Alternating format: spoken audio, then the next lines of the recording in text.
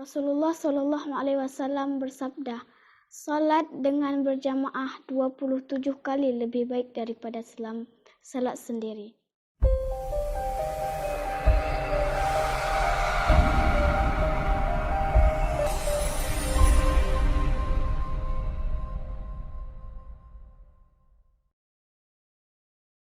Assalamualaikum teman-teman, kembali lagi dengan saya di Majidah Channel. Jadi hari ini saya akan membacakan beberapa hadis dari Rasulullah Shallallahu Alaihi Wasallam. Jadi sebelum nonton jangan lupa subscribe, like dan komen ya teman-teman di Majidah Channel supaya Majidah Channel lebih berkembang ya teman-teman. Jadi kita yang pertama tentang keutamaan salat berjamaah. Sekarang kita membacakan artinya ya teman-teman.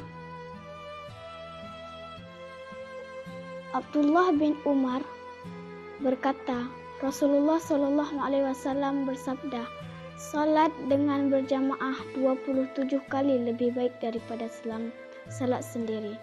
Hadis riwayat Malik, Bukhari, Muslim, Tirmizi, dan Nasai At-Taghib. Apabila seseorang melaksanakan salat dengan niat memperoleh pahala dari Allah Subhanahu wa Ta'ala, mengapa tidak melaksanakan dengan cara berjamaah di masjid yang pahalanya dilipat gandakan menjadi 27 kali atau 28 kali?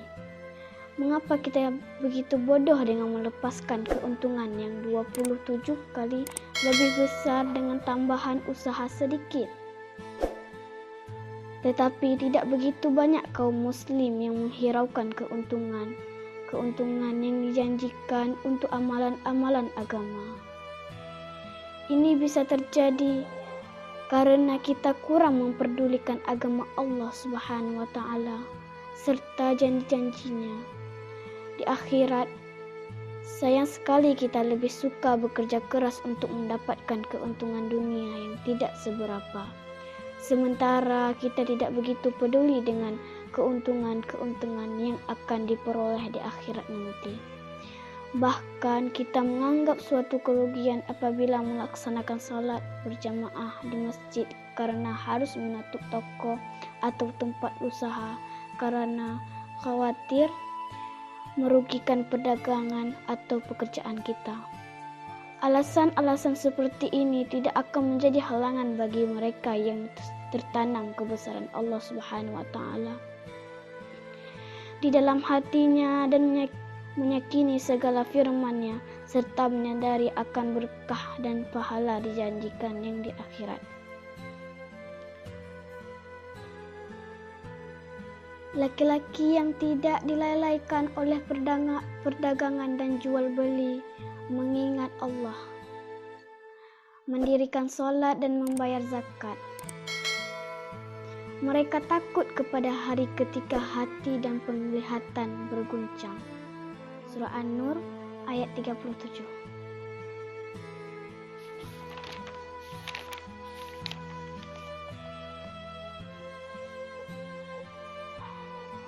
Anas bin Malik menceritakan, Rasulullah Shallallahu Alaihi Wasallam bersabda, seseorang yang selalu sholat dengan berjamaah selama 40 hari tanpa tertinggal takbir yang pertama akan mendapat 2 jaminan, 1 diselamatkan dari neraka dan 2 bebas dari sifat munafik. Hadis riwayat Tirmizi At-Taghib.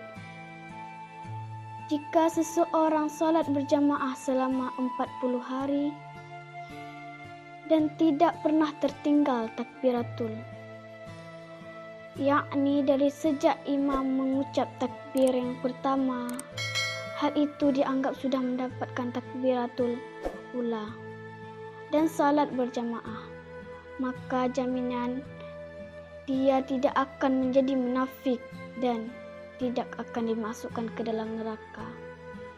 Munafik adalah orang-orang yang berpura-pura menjadi muslim tetapi hatinya kafir.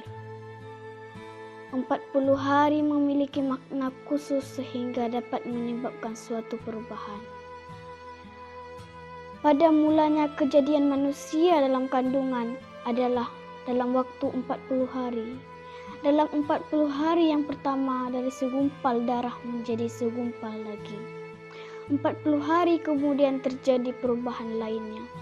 Inilah yang menjadi tanda dan keutamaan 40 hari dalam hadis ini, dan para ahli sufi telah mementingkan waktu 40 hari ini untuk melatih diri agar patuh kepada hukum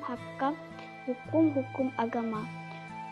Sungguh beruntung orang-orang yang tidak pernah tertinggal takbir yang pertama dalam salat berjamaah yang sudah bertahun-tahun lamanya.